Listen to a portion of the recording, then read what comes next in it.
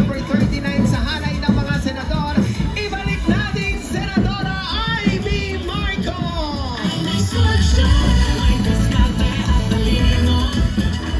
Sak ang presyo. Tulungan ang ating mga magsasaka. Siguradong hindi importasyon ang solusyon, kundi ang tulong sa kapwa Pilipino. Kinakailangan din na magkaroon ng disenteng trabaho sa ating mga kapagetsan. Nako, panahon na para sa computer, sa internet, sa engineering. Magagaling naman tayo sa creative industries. Sining, sigurado yan, nanggaling ang Yorme dyan. At tunay na talentado ang ating Pinoy. Higit sa lahat, sino dito? Ang mga single nanay. Natay, tanay, nagtaasan ng kamay, ang dami yata natin. Present lahat.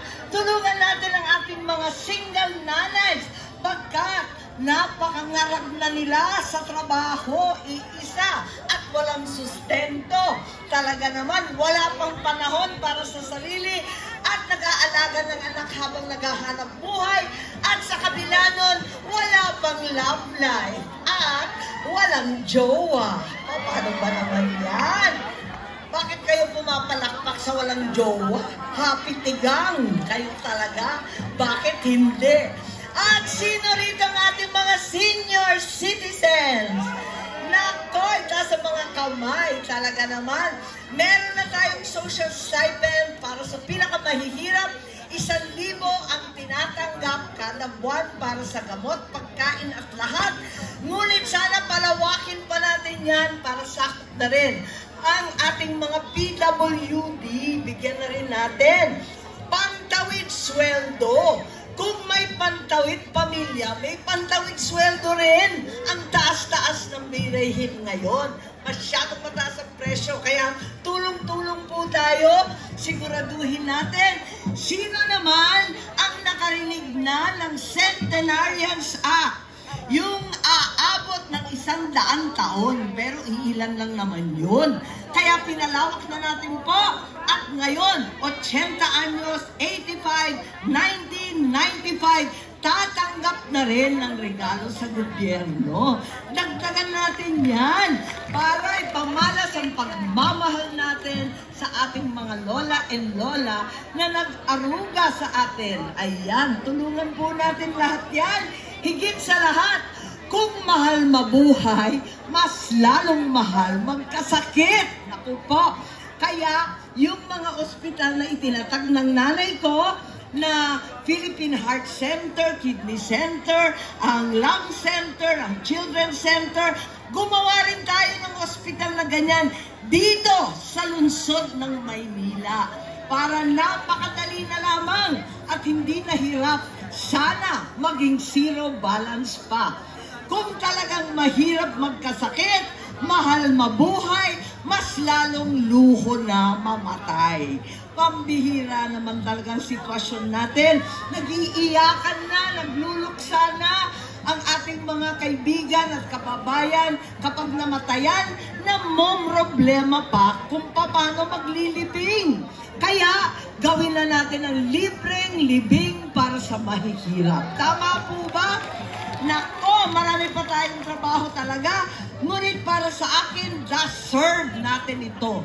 Deserve natin ang the service sa bagong City Hall. Deserve natin ang the service sa Senado. Kaya wag ninyong kalimutan, sulit senador, 39 pesos only. Wag ninyong kalimutan, please, Amy Solusyon. Ano man ang problema, numero 39 sa balota. Amy Marcos po. Maraming salamat. Mabuhay si Yorme. Mabuhay ang makasaysayan lungsod ng Maynila. Mabuhay ang Distrito 2. Maraming salamat po. Maraming salamat po. Muli po, huwag naman po natin kalilimutan i-share ang number 39 sa halay ng mga senador. Ibalik natin Senadora Amy Marcos! Sigaw po natin ang mga peluchi sa halay po ng mga senador, Senador Attorney Jimmy Bondo!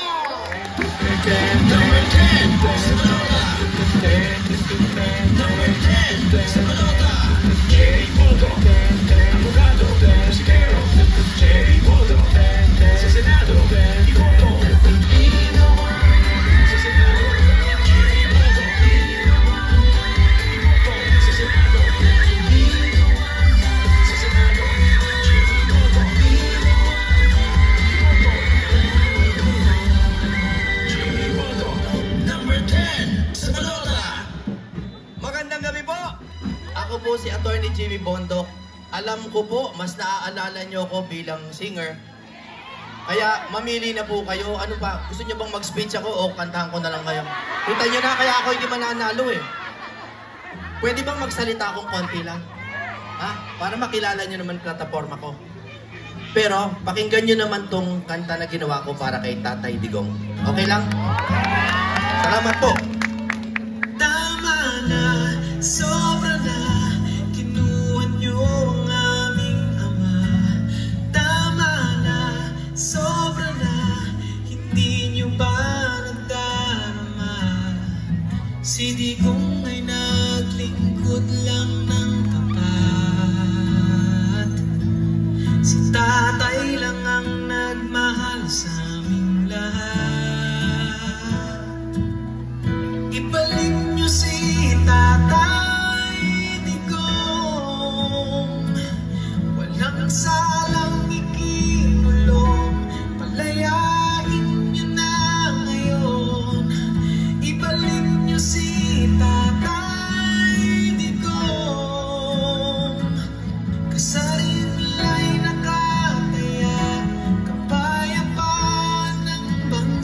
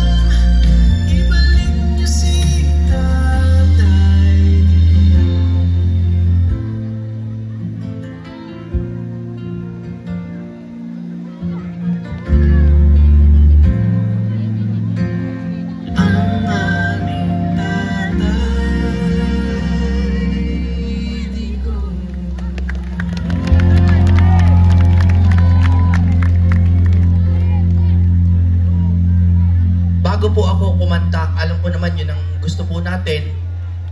Okay lang po bang magsalita akong kakaunti? Okay lang po ba? Una sa lahat, gusto ko pong magpasalamat kay Yorme Isko, na isa pong talagang dapat lang na alkalde ng Manila. Dapat lang. At si Vice Mayor Chi Atienza, pasalamat ako sa kanyang pagkakaibigan. Kagabi kami buong nagkakilala. At ang ating pong congressman na si Carlo Lopez, susuportahan niyo po ba ang lahat ng Yorme's Choice? Maraming salamat po. 3 bagay lang po, bibilisan ko lang kasi ang haba na nung kantay. Okay lang ba? Minsan, masisigaw ako sa galit. Okay lang ba? Minsan lang naman. Okay lang? Number 1 po, narinig nyo naman po sa mga hearing na napakaganda na hinold po nila Senator Amy. Hindi tayo saklaw ng ICC. Napakalinaw po. Ang bayan po natin ay isang sovereign nation, may kasarinlan. Kung hindi po tayo nagkakasundo sa mga ginawa ni Tatay Digong, dito tayo magtuos sa Pilipinas. Malinaw naman po, ano po? Number 2 po, mabilis lang talaga. Number 2, ilan po ang bumoto kay VP Sara? Ilan po? 32 million po. 32 million. Gusto pong ipa-impeach ng mga congressman at binoto ng mga tigi 100,000-200,000. Papayag po ba kayo? Baka sakali pong dumaan dito si Pipi, paramdaman niyo po yung inyong suporta sa kanya. Tama po ba? Paano po ba mag-impeachment? Nanggagaling po yan sa lower house, hindi po ba? Umaakyat sa Senado. Pagdating sa Senado, 2/3. Bumoto, 16 out of 24. Tama? Eh di tanggal si Ma'am Sara pag 16 bumoto. Pag pinasok niyo po ang mga katulad po namin, Yorme's Choice, ako po, sa PDP Laban, basta po humigit sa 8, 8+1, wala na pong impeachment. Kaya lahat po ng kontra sa impeachment, iboto nyo po. Okay lang po ba? Okay. Pangatlo, huli na, kasi kantang-kanta na rin ako, sa totoo lang. Pangatlo po, alam ko, nanakawin ko lang po itong slogan na to. Pero parang awa nyo na. Yung Kapitolyo po ng Pilipinas. Let's make Manila great again. Kasi po, napakaganda pong halimbawa ng Manila kung ano nagagawa ng good governance tsaka ng bad governance. Sa maikling panahon po, nagbabago ang buhay natin. Sa maikling termino ni Yorme, gumanda, kuminang, nagningning. At pagkawala niya ng 3 taon, ano po? O, di yung sinasabi lagi ni Yorme na nga. Gusto niyo po ba ako magsalita o kumanta na ako? O, sige, kakanta na lang ako para alam ko namang di niyo ako seryosohin eh. Basta iboto niyo ako. Ito lang po papangako ko sa inyo. Ito po taos-pusong pangako po. Taos-puso po. Sana may ilan sa inyo naniniwala sa akin. Hindi ko po kayo nanakawan. Pagsisilbihan ko po kayo at ipaglalabang ko po ang Pilipinas. Promise po yan. At ako po ay laging makikipag-ugnayan sa Manila, lalo na kay Mayor, kay Yorme Isko, na alam kong isang mabuting tao. 2 salita na lang po, kakanta na ako. 2 lang. Vote wisely.